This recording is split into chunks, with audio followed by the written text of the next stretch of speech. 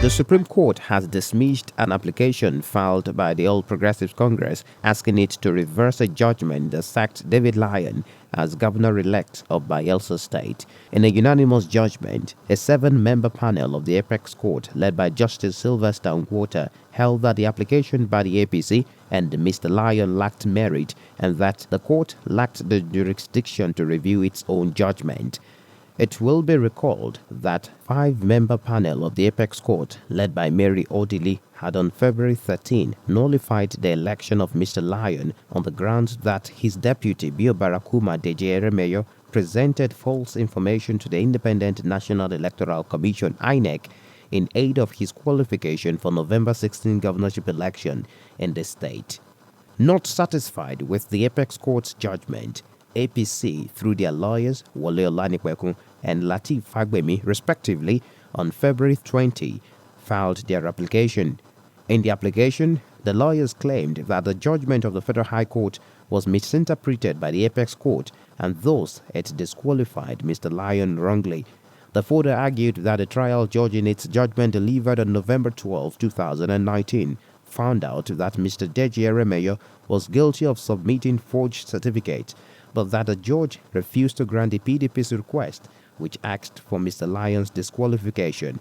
But its judgment on Wednesday, 26th of February 2020, the Apex Court said no force on earth can force the court to change its decision. Reading the lead judgment, Justice Amina Oge said the court shall not review any judgment once given and delivered by it. According to Mrs. Oge, a judgment or order shall not be varied when the correct ruling presents what the court decided. Having considered the prayer sought vis-a-vis the positions of the law and the arguments and submissions made by all the parties, it is clear that the two applications lack merit and constitute an abuse of court process. The judge, with tears in her eyes, said she regretted that very senior lawyers were responsible for filing the applications. The Apex Court awarded a cost of 10 million naira to be personally paid by Mr. Lyon's lawyer, Afe Babalola, and APC's lawyer, Wole Olanikwekun. The Apex Court awarded the cost of 10 million naira to be personally paid by Mr. Lyon's lawyer, Afe Babalola, and APC's lawyer, Wole Olanikwekun. It also ordered that each of the lawyers must pay the 10 million naira to each of the 3 respondents, the PDP, Governor Diri, and the Deputy Governor of Bayelsa State, Lawrence Ewuro-Japo. In this type of motion, which they know in the first place ought not to have been brought to this court.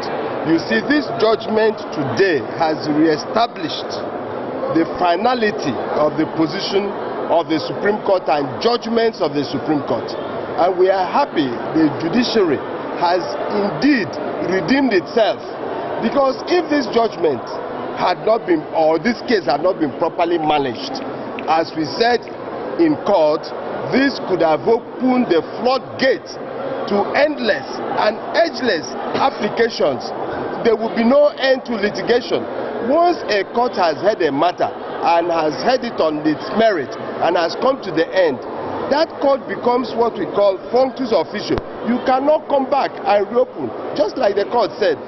Then if any party is ruled against, you come and come for a review. Even before the same court, you continue and it will not end, and there will be no limit to the number of times you come for review.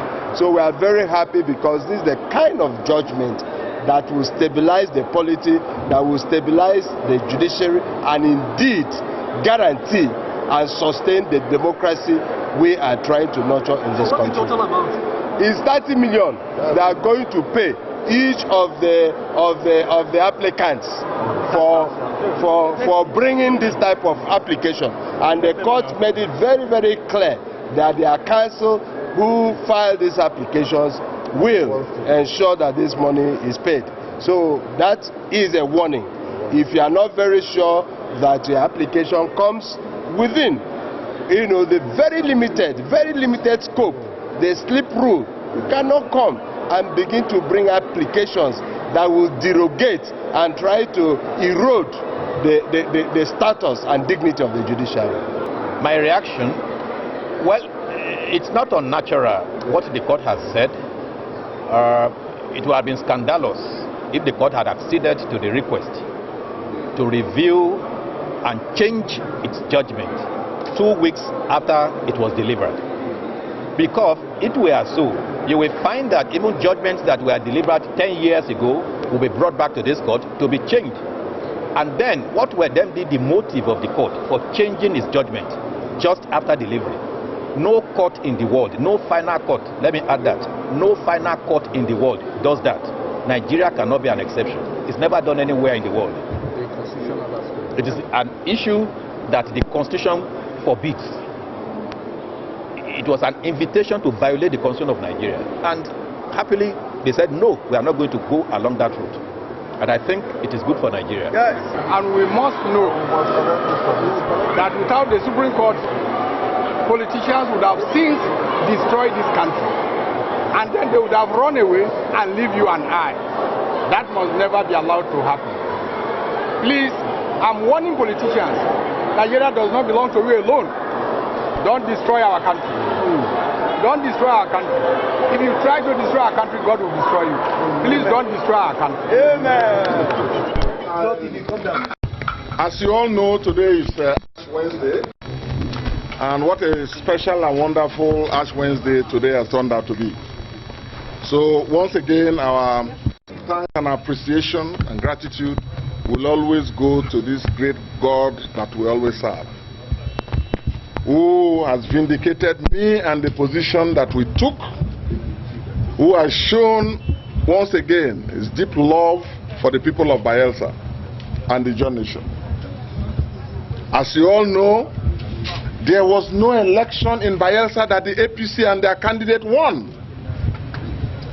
It was a high-level federal conspiracy with collaborators from my party, those who aided and abetted and compromised to give legitimacy to one of the greatest political robberies in history.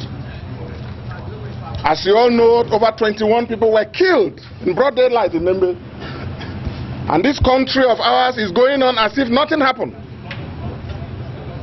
Even if it were your own chicken in your own farm or animals, 21 of them killed, at least somebody should be concerned. And that has been the lot of Bayelsa since 2015. I've had to grapple with a state that the federal government of Nigeria appears to have consigned deliberately to criminal elements and miscreants that have the backing of the federal apparatus in Abuja. And that's what they have been doing. We will announce a date to bury the 21 who were massacred in Nembe sometime. But today, it's not for that. Today, I want to give God the glory, who has vindicated me, vindicated the leadership of the loyal members of the party, vindicated the dignity and honor and integrity of the electorate of Bayelsa. Because the Supreme Court has averted a catastrophe that was just waiting, a disaster that was waiting to happen. People wanted to impose governorship, a governor in Bayelsa, so that they and several other people will be in control of the affairs of Bayelsa. And the concocted result intimidated people, moved in the military and our nation's security forces, with INEC colluding. But today, like the Supreme Court did some weeks and days back, today they have reaffirmed their readiness to do justice. So we thank God Almighty, from whom all power flows. That's the only way people like us know how to. And that's why we will not stop praising this great God of heavens. But we also must thank the Supreme Court of Nigeria, who inspired everything else. Harassment and intimidation, directly and indirectly, with the blackmail and propaganda that has been going on. Today, once again, reaffirmed the role of our nation's judiciary to uphold and defend the Constitution and the rights of the oppressed peoples of our country. I commend the judiciary once again, particularly their lordships, my Lord, the Honorable the Chief Justice of Nigeria, and all my lords, the justices of the Supreme Court, for standing by our nation's democracy. Because all this hype about a review was an attempt to compromise, not just and destroy the judiciary of our country. Because if the Supreme Court is undermined and compromised and intimidated and destroyed, if the Supreme Court gives in to harassment, by which every verdict that emanates from it will be robbed of the aura of finality that has been conferred on it by the Constitution, then that would have amounted to judicial chaos and constitutional anarchy. That is what the Supreme Court has today reaffirmed against all odds. And so people like us, and I want to use this opportunity to call on all lovers of our nation's democracy to join us to always stand by and defend our nation's democracy. At FLO 94.9 FM, we've got conducive and well-secured environment for business, high-tech video studio, a state-of-the-art production studio. You can also listen live on www.flow949fm.com and watch our videos on YouTube at FLO FM TV. FLO 94.9 FM, not just radio, but a complete broadcasting house.